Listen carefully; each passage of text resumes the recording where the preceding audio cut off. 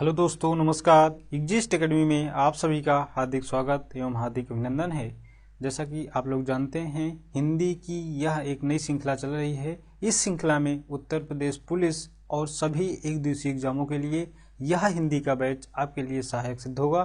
तो चलिए आज हिंदी की इसी क्लास को फिर से आगे की ओर कंटिन्यू करते हैं। और इसमें सबसे पहले आप लोग अभी तक वर्णमाला को अच्छे तरीके से पढ़ चुके हैं, वर्णमाला के सारे कॉन्सेप्ट को अच्छे तरीके से समझ पाए हैं। चलिए अब आज शुरुआत करते हैं। एक चैप्टर आपका है हिंदी का संज्ञा। क्या होती है संज्ञा, कितने प्रकार होते हैं, क्या क्या टर्म्स हैं, क्या क्या चीज़ें एग्जामों में पूछी जा सकने की पॉसिबिलिटी है, इन समस्त टॉपिक पर हम चर्चा करते हैं। तो आइए सबसे पहले समझते हैं संज्ञा क्या होती है।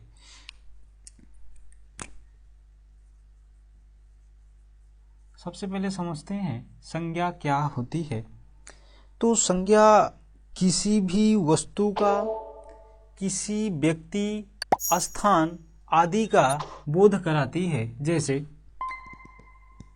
संज्ञा किसी व्यक्ति, वस्तु, स्थान या भाव के नाम को संज्ञा कहते हैं। इसका मतलब क्या है, देखिए किसी भी व्यक्ति, वस्तु, स्थान या भाव के नाम को संज्ञा कहते हैं। इसका मतलब है कि कोई भी व्यक्ति है, कोई भी व्यक्ति मतलब जैसे एक व्यक्ति हो गया राम, तो व्यक्ति के नाम का बोध कराया कि वह व्यक्ति कौन है, राम है। इसी तरीके से दूसरी बात आपकी यह है, किसी वस्तु का बोध कराएगा। जैसे मान लीजिए कोई एक वस्तु है आपकी, क्या, पुस्तक, और पुस्तक के नाम को या वस्तु के नाम को हमने क्या कहा, संज्ञा कहा। इसी तरीके से किसी स्थान के नाम को हमने क्या कहा, संज्ञा कहा। इसका मतलब स्थान आपका एक क्या हो सकता है, जैसे मान लीजिए एक शहर आपका क्या हो जाएगा, आगरा हो जाएगा।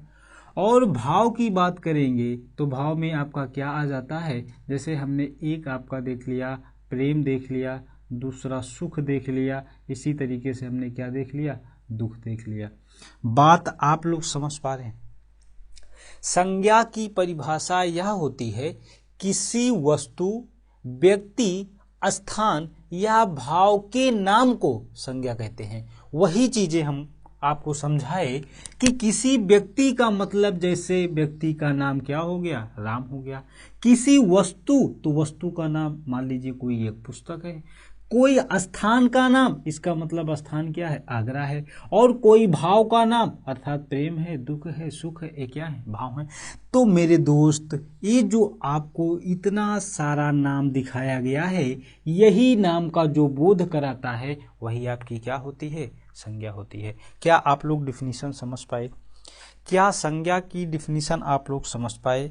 तो कोई भी वस्तु होगा, स्थान होगा, व्यक्ति होगा, भाव होगा के नाम को क्या कहेंगे, संज्ञा कहेंगे, जैसे हमने आपको एग्जाम्पल में बताया। ठीक, आइए अब चलते हैं। यह जो संज्ञा होती है, संज्ञा के कितने प्रकार होते हैं? तो संज्ञा के 5 प्रकार होते हैं। संज्ञा के कितने प्रकार होते हैं? तो संज्ञा के 5 प्रकार होते हैं। 5 प्रकार होते हैं। कौन कौन सा? पहला आपका है व्यक्तिवाचक संज्ञा। पहला आपका क्या है, व्यक्तिवाचक संज्ञा, व्यक्तिवाचक संज्ञा। दूसरा आपका जातिवाचक संज्ञा, दूसरा जातिवाचक संज्ञा।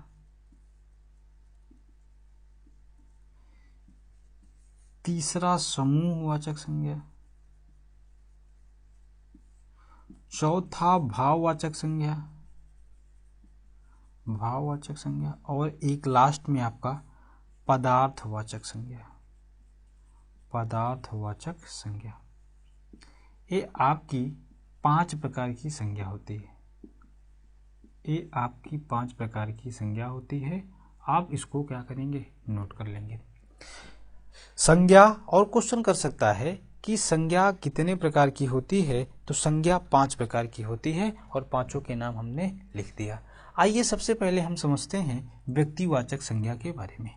यहाँ तक आप शायद नोट कर लिए होंगे। सबसे पहले समझते हैं व्यक्तिवाचक संज्ञा। देखिए, एक तरफ आप व्यक्तिवाचक को समझेंगे और एक तरफ जातिवाचक को समझेंगे, क्योंकि व्यक्तिवाचक समझने के लिए जातिवाचक का भी होना जरूरी है और जातिवाचक के लिए व्यक्तिवाचक का भी होना बहुत जरूरी है। तो आइए सबसे पहले समझते हैं क्या होती है व्यक्तिवाचक संज्ञा और क्या होती है जातिवाचक संज्ञा। बिना किसी परिभाषा के सबसे पहले इसके कॉन्सेप्ट को समझते हैं। परिभाषा भाई साहब किताब में लिखी हुई है, आप वहां से भी तैयार कर सकते हैं, लेकिन इसके कॉन्सेप्ट को समझिएगा कि कैसे पहचानेंगे कि यह व्यक्तिवाचक संज्ञा है और कैसे समझेंगे कि यह जातिवाचक संज्ञा है। तो आइए सबसे पहले समझते हैं व्यक्तिवाचक संज्ञा।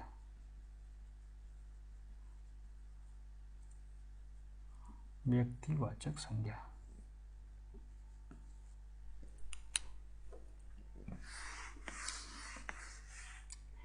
व्यक्तिवाचक संज्ञा का मतलब होता है कि किसी एक व्यक्ति, एक वस्तु, एक स्थान का बोध होता है, वो होता है व्यक्तिवाचक संज्ञा। व्यक्तिवाचक संज्ञा किसी एक का बोध कराती है। एकदम शॉर्ट वे में समझिएगा, किसी एक का बोध कराती है। किसी एक का बोध का मतलब है, जैसे हमने कहा, एक एग्जाम्पल आपका है, जैसे हमने कहा गंगा, जैसे हमने कहा रामचरितमानस। क्या कहा? रामचरितमानस। इसी तरीके से हमने कहा एक शहर का नाम है आपका क्या? आगरा। एक झील का नाम है आपकी क्या? लोनार। एक आपका पर्वत का नाम है हिमालय। अब इसी से रिलेटेड आप जातिवाचक संज्ञा पे पहुंचिए। जातिवाचक संज्ञा का मतलब होता है हम कुछ भी कह दें, पूरी संपूर्ण जाति का बोध हो जाए। हम एक बात कुछ भी बोल दें और उससे संपूर्ण जाति का बोध हो जाए। मतलब एक कह दें, पूरे समुदाय का बोध हो जाए। एक कह दें, पूरे समुदाय का बोध हो जाए। जैसे आप यहाँ पे समझिएगा, एग्जाम्पल में समझिएगा। जैसे हमने कहा, एग्जाम्पल में जैसे हमने कहा नदी, एग्जाम्पल में हमने कहा झील, और हमने क्या कहा? पर्वत। क्या कहा? पर्वत। और क्या कहा? शहर कहा। अब इतनी सी बात को आप अच्छे तरीके से समझिए। देखिए, हमने कहा नदी, इसका मतलब है कि जितनी भी नदियां हैं, मतलब नदी कह देने से जितनी भी नदियां हैं सबका बोध हो जा रहा है। इसका मतलब नदी कह दिए, नदी एक जाति को, एक समुदाय को इंडिकेट कर रहा है। क्या बातें समझ पा रहे हैं? अच्छा, यही नदी से हमने एक नदी निकाल दिया, गंगा। इसका मतलब है कि सारी नदियों में से एक नदी को क्या कर दिया? अलग कर दिया। और जब अलग करेगा, पूरे समुदाय में से किसी पर्टिकुलर एक की बात करेगा तो व्यक्तिवाचक संज्ञा होगी। और किसी भी ऐसे चीज का प्रयोग कर दिया जिससे संपूर्ण जाति का बोध हुआ, मतलब एक के कह देने से पूरा समुदाय लपेटे में आ गया, तो समझ लीजिएगा क्या हो जाएगी? जातिवाचक संज्ञा हो जाएगी। क्या मेरे दोस्त यह बात आप लोग समझ पाए? अगर यह व्यक्तिवाचक और जातिवाचक संज्ञा आप लोग समझ पाए होंगे तो शायद यह क्लास क्या हो जाएगी? आज की यह क्लास सफल हो जाएगी। यहाँ तक आप लोग बात समझ पाए होंगे। अब थोड़ा सा और आगे समझते हैं। जैसे दूसरा एग्जाम्पल में हमने कहा झील, तो झील का कहने का मतलब यह है कि झील कह दिए, इसका मतलब इसमें डल झील आ जाएगी, वुलर झील आ जाएगी, लोनार झील आ जाएगी, जितनी भी झील। कहने का मतलब यह है कि झील कह दिए तो जितनी भी झील है सभी झील का क्या हो गया? बोध हो गया। हुआ या नहीं हुआ? तो यहाँ पे ये झील आपका जातिवाचक संज्ञा हो गया। अगर हमने इसी झील से पर्टिकुलर एक झील की बात किया, जैसे हमने कहा डल झील, ये क्या हो जाएगी? व्यक्तिवाचक संज्ञा हो जाएगी। हमने इसी से कहा लोनार झील, व्यक्तिवाचक संज्ञा हो जाएगी। आइए समझते हैं। जैसे यहाँ हमने कहा नदी, तो नदी हो गई जातिवाचक संज्ञा, और नदी में से किसी एक नदी को निकाल दिए, जैसे गंगा, जैसे यमुना, जैसे गोदावरी, यह क्या हो गया? व्यक्तिवाचक संज्ञा हो गया। यहाँ तक बातें समझ में आई या नहीं आई? देखिए, जैसे हमने दूसरा एग्जाम्पल दिया झील का, तो झील आपकी क्या है? जातिवाचक संज्ञा है। मतलब झील का यदि हमने प्रयोग किया तो सब जितने भी झील हैं सभी झील का बोध हो गया, और सभी झील का बोध हुआ, इसका मतलब संज्ञा कैसी होगी, जातिवाचक संज्ञा होगी। इसी झील से हमने एक झील निकाल लिया जिसका नाम है लोनार झील, इसका मतलब यह लोनार आपकी क्या होगी, यह लोनार आपका क्या हो जाएगा, व्यक्तिवाचक संज्ञा हो जाएगा। अगली बात को हम लोग समझते हैं। अगली बात आप लोगों की क्या है, एक और एग्जाम्पल समझते हैं। जैसे हमने कहा पर्वत, देखिए पर्वत का मतलब होता है कि पर्वत कह देने से जितने भी दुनिया में पर्वत हैं सभी पर्वत का क्या हो गया, बोध हो गया। इसी तरीके से पठार कह दिए तो पठार कह देने से जितने भी पठार हैं सबका बोध हो गया, मतलब पूरी जाति का बोध हो गया। लेकिन यदि इसी पर्वत से हमने एक पर्वत निकाल दिया, क्या, हिमालय, और जब हमने हिमालय निकाल दिया अर्थात अब सभी पर्वतों में से एक की बात कर रहा है, अर्थात वह क्या है, हिमालय, अर्थात यह क्या हो जाएगी, व्यक्तिवाचक संज्ञा हो जाएगी। इसी तरीके से हमने जैसे एक एग्जाम्पल लिखा, क्या, पुस्तक। अब पुस्तक का मतलब है कि पुस्तक कह देने से किसी भी पब्लिकेशन की या पुस्तक पूरे समुदाय का बोध हो गया और संज्ञा हो गई आपकी जातिवाचक। लेकिन हम कह दें उसी पुस्तक से एक पुस्तक पर्टिकुलर श्री रामचरितमानस की बात कर रहे हैं, इसका मतलब यह है पूरे पुस्तक में से एक पुस्तक को अलग कर लिया गया और वह है रामचरितमानस, और यह आपकी क्या हो जाएगी, यह आपकी भी क्या हो जाएगी, व्यक्तिवाचक संज्ञा। कोई यहाँ तक दुख तकलीफ भाई, कोई यहाँ तक किसी को कोई प्रॉब्लम नहीं होना चाहिए। शायद कॉन्सेप्ट को आप अच्छे तरीके से समझ पाए होंगे। एक एग्जाम्पल की ओर और चलते हैं। एक एग्जाम्पल आपका लिखा हुआ है शहर, एक एग्जाम्पल आपका लिखा है शहर। शहर का मतलब होता है कि शहर में कोई भी शहर, मतलब कि जितने भी शहर हैं सभी शहर का बोध हो गया, और शहर जब आप पूरे शहर का बोध हो गया अर्थात एक समुदाय की बात कर रहा है, एक जाति का बात कर रहा है, इसलिए यहाँ पे शहर आपका क्या हो जाएगा, जातिवाचक। लेकिन इसी शहर से हमने एक शब्द निकाल लिया कानपुर, इसी से निकाल लिया प्रयागराज, इसी से निकाल लिया आगरा, ये आपका क्या हो जाएगा, ये आपका व्यक्तिवाचक संज्ञा हो जाती है। शायद मेरे इस कॉन्सेप्ट को आप समझ पाए होंगे, और शायद हम आपको यह समझाना चाह रहे हैं कि व्यक्तिवाचक का मतलब होता है कि पर्टिकुलर किसी एक व्यक्ति एक वस्तु का बोध कराएगा, मतलब हम जिसके बारे में बात करेंगे सिर्फ वही, दूसरा कोई नहीं, मतलब पूरे समूहों में से एक, वही आपकी क्या हो जाएगी, व्यक्तिवाचक संज्ञा हो जाएगी। जबकि हम कुछ भी बात करेंगे पूरे संपूर्ण समुदाय का यदि बोध होगा या जाति का बोध होगा, ऐसी संज्ञा आपकी क्या हो जाएगी, जातिवाचक संज्ञा हो जाती है। शायद यह कॉन्सेप्ट आप लोग अच्छे तरीके से समझ पाए होंगे। अगर यह बातें आप लोग अच्छे तरीके से समझ पाए हैं तो यहाँ तक आप चीज़ों को नोट डाउन करें, और इसके आगे अब चलते हैं जो व्यक्तिवाचक संज्ञा के इंपॉर्टेंट चीज़ें पूछी जा सकती हैं, आप उसको बाई हेडिंग आप लोगों को करवा रहे हैं, तो यहाँ तक आप लोग नोट करिए, फिर आगे चलते हैं। आइए चलते हैं व्यक्तिवाचक संज्ञा। संज्ञा के भेद, कितने भेद, 5, और पहला कौन सा है, व्यक्तिवाचक संज्ञा। व्यक्तिवाचक संज्ञा लिखिएगा, कौन कौन सी जो संज्ञा होती है उन्हें हम व्यक्तिवाचक बोलेंगे। तो पहली हेडिंग आपकी यह होगी, पहली हेडिंग इसमें यह होगी कि जैसे व्यक्तियों के नाम, व्यक्तियों के नाम क्या होंगे, व्यक्तिवाचक संज्ञा। व्यक्तिवाचक संज्ञा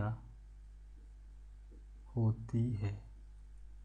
व्यक्तियों के नाम व्यक्तिवाचक संज्ञा कैसे होती है, जैसे हमने कहा राम हो गए, मोहन हो गए, शिव हो गए, कोई भी हो गया। दूसरी बात को समझिएगा, नदियों एवं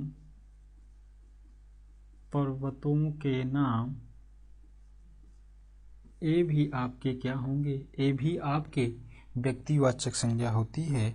जैसे नदियों के नाम की बात करेंगे तो जैसे गंगा, यमुना,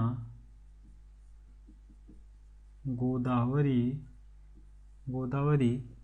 पर्वत के नाम की बात करेंगे तो जैसे आपका हिमालय पर्वत, कंचनजंगा, इसी तरीके से हिंदुकश पर्वत,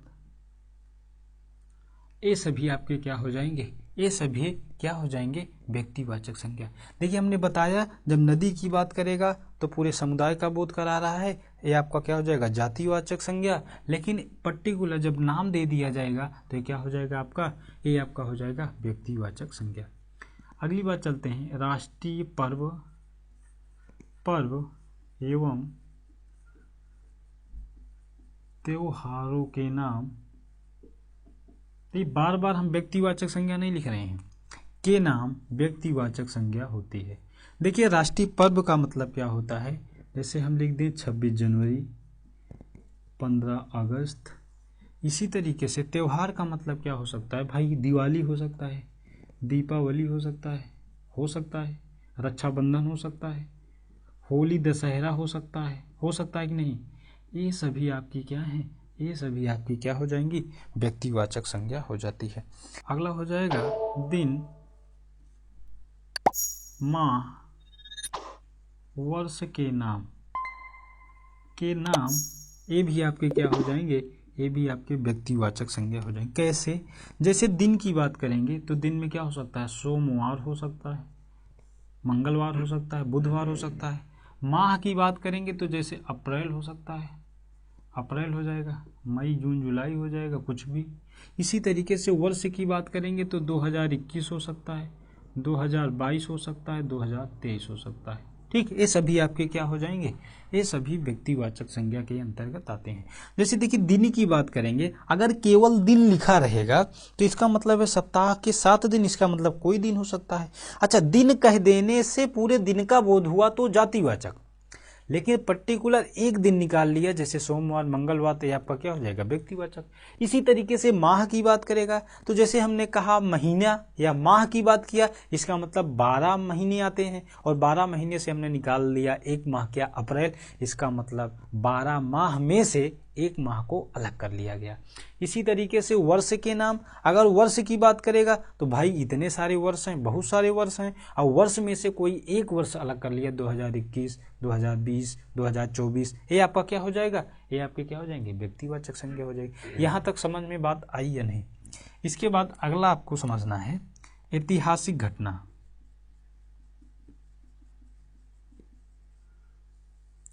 ऐतिहासिक घटनाओं के नाम व्यक्तिवाचक संज्ञा होती है। ऐतिहासिक घटनाओं के नाम व्यक्तिवाचक संज्ञा। देखिए ऐतिहासिक घटना का मतलब जैसे आप लिख सकते हैं क्या, जलियांवाला बाग हत्याकांड। हत्याकांड एक तरीके का क्या है, ऐतिहासिक घटना है। इसी तरीके से ऐतिहासिक घटना एवं यहाँ पे ऐसे लिख लीजिएगा युद्ध, ऐतिहासिक घटना युद्ध। ठीक, इसी तरीके से जैसे हमने लिख दिया काकोरी कांड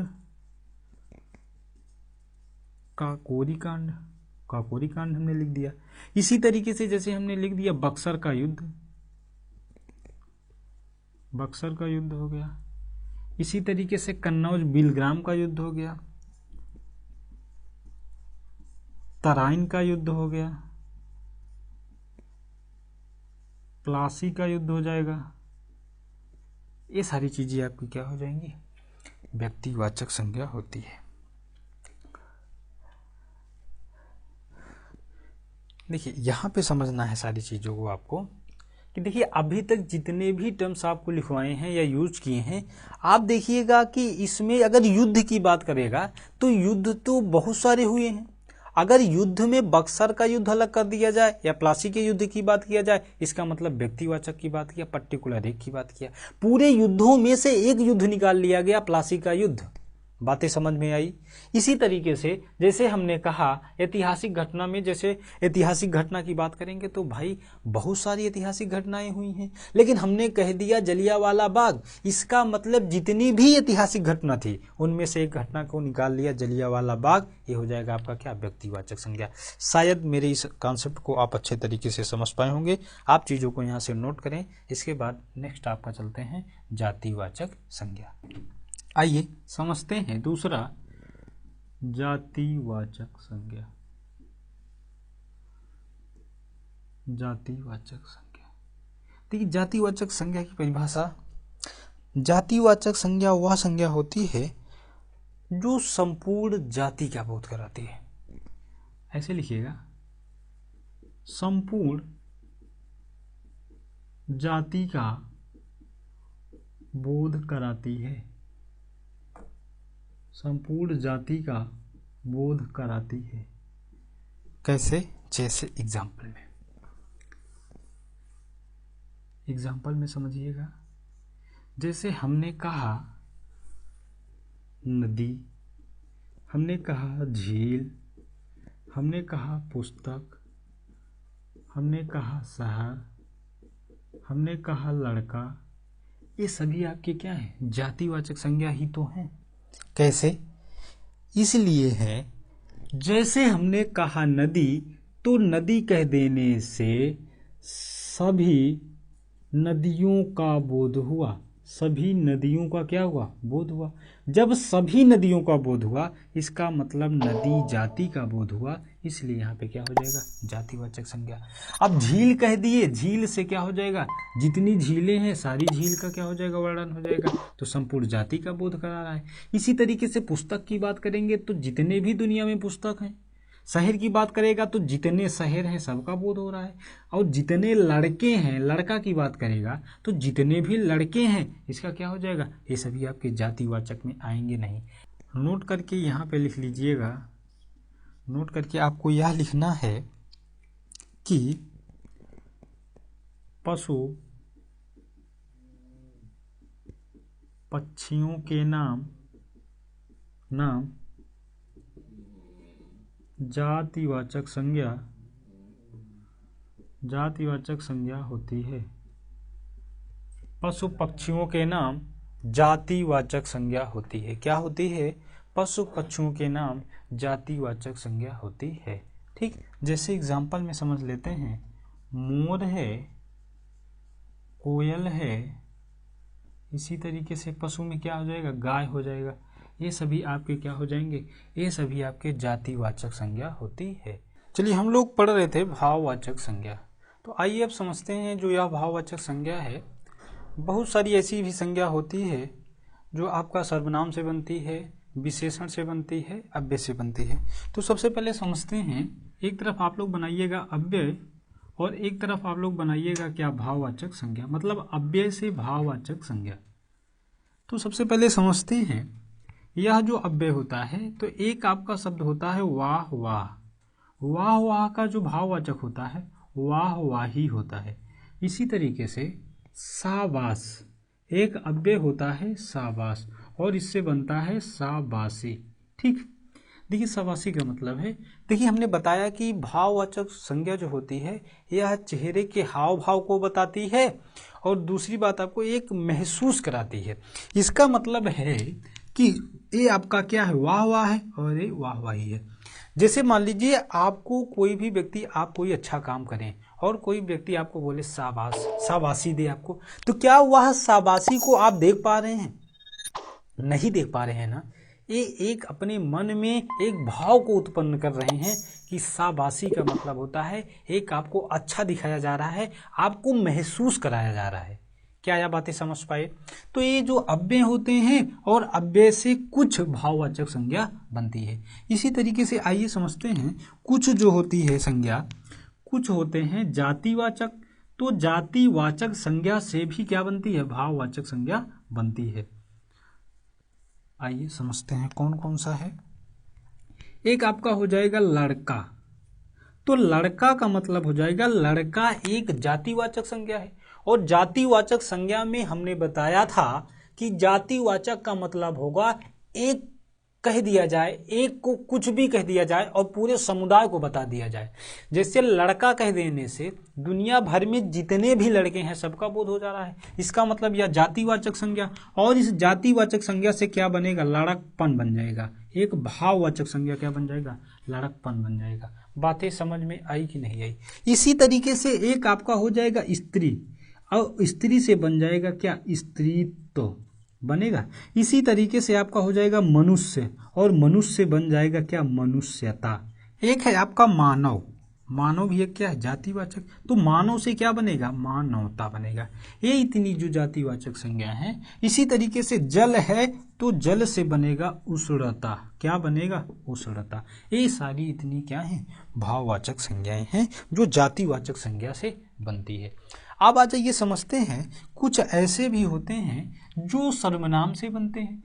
तो कुछ ऐसी भाववाचक संज्ञा जो सर्वनाम से बनती है, जो सर्वनाम से बनती है। देखिए, एक तो आपका क्या हो जाएगा, निज। निज एक आपका सर्वनाम है, निज। अभी आपको संज्ञा के जस्ट बाद जब पढ़ाएंगे आपको क्या, सर्वनाम, तो वहां बताएंगे निजवाचक सर्वनाम। तो निज से बनेगा निजत्व या बनेगा निजता, क्या बनेगा, निजता बनेगा।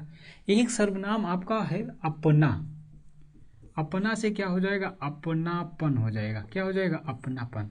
एक है हम, तो हम से क्या बन जाएगा, हम से हमारा बन जाएगा। कुछ ऐसे विशेषण होते हैं जिससे भाववाचक संज्ञा बनती है।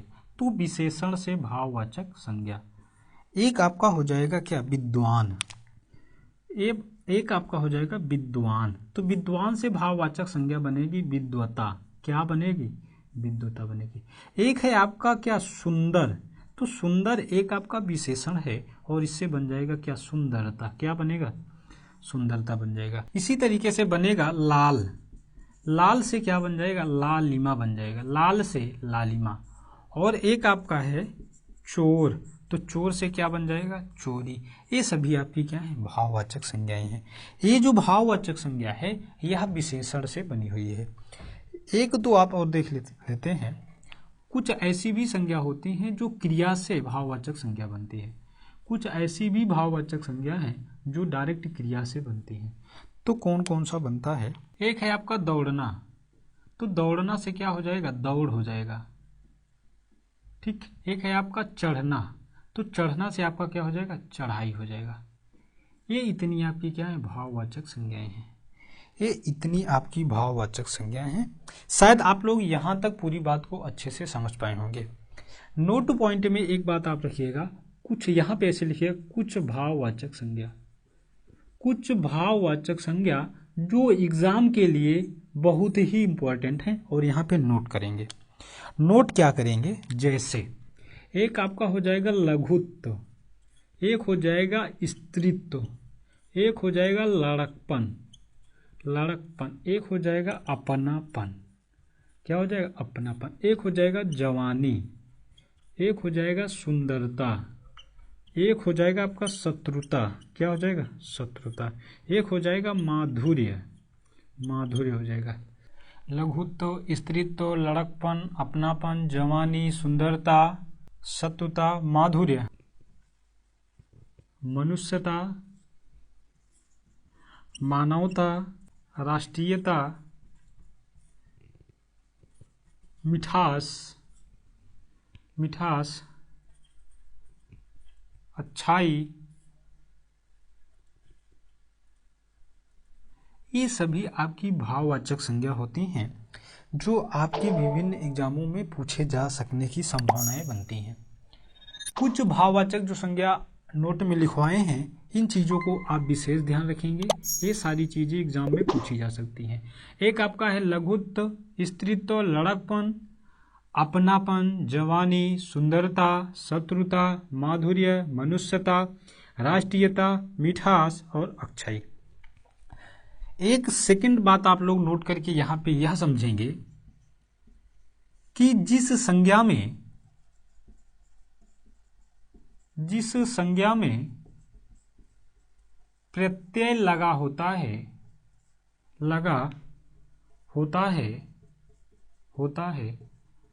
वहां भाववाचक संज्ञा होती है, वहां भाववाचक संज्ञा होती है।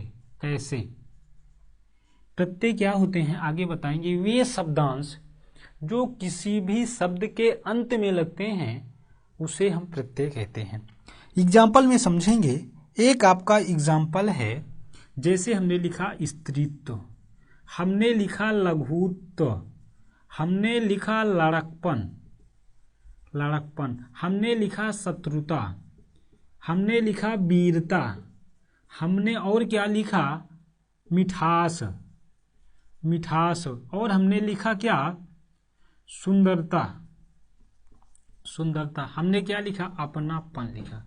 इस बात को हम लोग समझेंगे अच्छे से। ये सभी आपकी क्या है, भाववाचक संज्ञा है। लेकिन एक बात को समझिए आप, सर अभी बता रहे हैं कि जिस संज्ञा में प्रत्यय लगा होता है वहां पे भाववाचक संज्ञा होती है। तो प्रत्यय का मतलब है यहाँ पे त्वा प्रत्यय लगा हुआ है, यहाँ पर भी त्वा प्रत्यय लगा हुआ है, यहाँ पे पन प्रत्यय, यहाँ पे ता, यहाँ पर ता, यहाँ पे मिठास में आस, ठीक, सुंदरता में ता प्रत्यय, अपनापन में पन प्रत्यय। तो आप एक बात को जरूर नोटिस कर पा रहे होंगे कि मैक्सिमम एग्जाम्पल में क्या लगे हुए हैं, प्रत्यय लगे हुए हैं। इसी तरीके से आप पन, त्वा, ता, ता ये देख पा रहे हैं। इसी तरीके से यहाँ पे लालिमा, ये यहाँ पे विद्वता, सुंदरता, ये आपका क्या है, निजता, अपनापन, ये सभी में देख रहे हैं आपको प्रत्यय लगा है कि नहीं लगा है। तो नोट करके आप लोग समझ लीजिएगा भाई, भाववाचक संज्ञा चेहरे के हाव भाव को बताएगा और महसूस कराएगा। बातें समझ में आई या नहीं। जिस भी शब्द के अंत में प्रत्यय लगे होते हैं वे भाववाचक संज्ञा होती हैं। और मैक्सिमम क्वेश्चन में ता, पन, त्वा, ये तीन चीजें मैक्सिमम क्वेश्चन में भाववाचक में दिखाई देती हैं। इसको आप कॉन्सेप्ट को जरूर समझ के रखिएगा, ठीक। शायद आप लोगों को भाववाचक संज्ञा अच्छे से समझ में आई होगी। यदि भाववाचक संज्ञा आप लोगों को अच्छे से समझ में आया है तो इसको आप यहाँ से नोट डाउन करें। इसके बाद हम चलते हैं पदार्थवाचक संज्ञा पे, द्रव्यवाचक संज्ञा।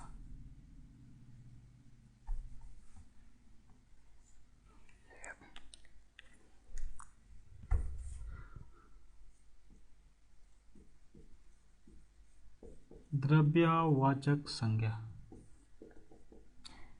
ऐसी संज्ञा जिसे मापा या तौला जा सके, मापा या तौला जा सके, जिसे मापा या तौला जा सके उसे हम क्या कह सकते हैं, उसे द्रव्यवाचक संज्ञा कहते हैं।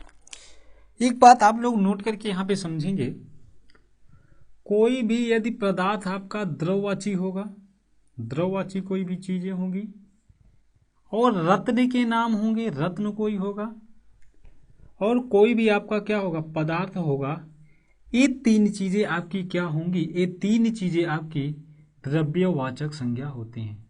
ये तीन चीजें आपकी द्रव्यवाचक संज्ञा में काउंट होती है। देखिए समझते हैं, एग्जाम्पल समझिए। एक आपका एग्जाम्पल जैसे हमने ले लिया तेल, एक एग्जाम्पल हमने लिया पानी, एक एग्जाम्पल हमने लिया दूध। आ रही है बात समझ में।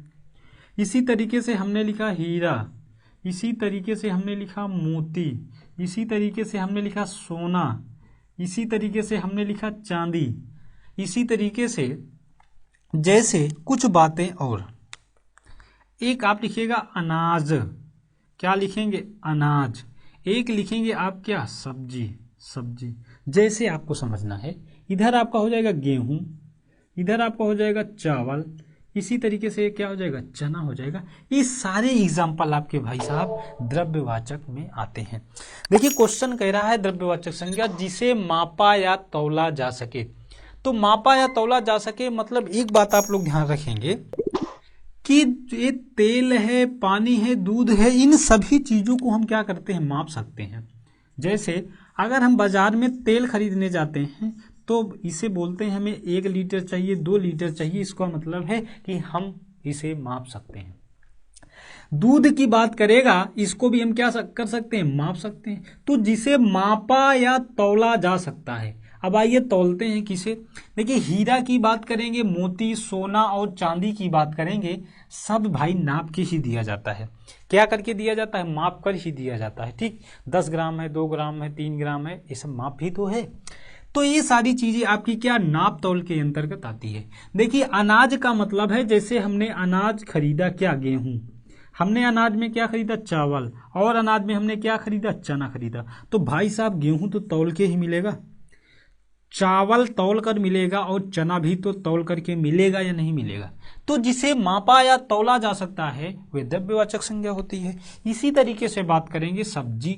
अगर सब्जी में हमें क्या लेना है, मटर लेना है, हमें क्या लेना है, गोभी लेना है। गोभी लेना है या नहीं लेना है, गोभी लेना है, तो मटर लेना है, जैसे टमाटर लेना है, जो भी सब्जी लेना है, तो क्या मटर को हमें वैसे दे दिया जाएगा या ले लिया जाएगा, या टमाटर को हम वैसे ले लेंगे? नहीं, इस सब्जी को क्या करेंगे, माप के लेंगे, तौल के लेंगे। अनाज को, ये सारी चीजें जो होती हैं आपकी द्रव्यवाचक संज्ञाएं होती हैं। मतलब द्रव्यवाचक संज्ञा वह संज्ञा होती है जिसका माप तौल किया जा सकता है। ध्यान रखेंगे, जो लिक्विड वाली चीजें होती हैं, लिक्विड जो चीजें होती हैं, ये सभी आपकी क्या होती हैं, लिख दिया गया है द्रववाची। मतलब जैसे तेल हो गया, पानी हो गया, दूध हो गया, ये सारी चीजें द्रववाची। रत्न में हमने लिखा दिया, ये सारी चीजें आती हैं। और पदार्थ में ये सारी चीजें, और अनाज, सब्जी, ये सारी चीजें भी आपकी क्या होती हैं, द्रव्यवाचक संज्ञा के अंतर्गत आती हैं। क्या आप लोग यह बात को आप अच्छी तरीके से समझ पाए? क्या संज्ञा के संपूर्ण टॉपिक को अच्छे तरीके से समझ पाए या नहीं? यह क्लास आप लोगों की अच्छी लगी होगी। अगर यदि किसी भी प्रकार का कोई डाउट है तो आप कमेंट सेक्शन में ज़रूर बताएं। और हाँ, इतनी मेहनत के लिए चैनल को एक बार लाइक करें, शेयर करें और सब्सक्राइब करें। Okay, thank you. Next video में मिलते हैं आपको सर्वनाम से टॉपिक को लेकर के। ठीक, थैंक यू।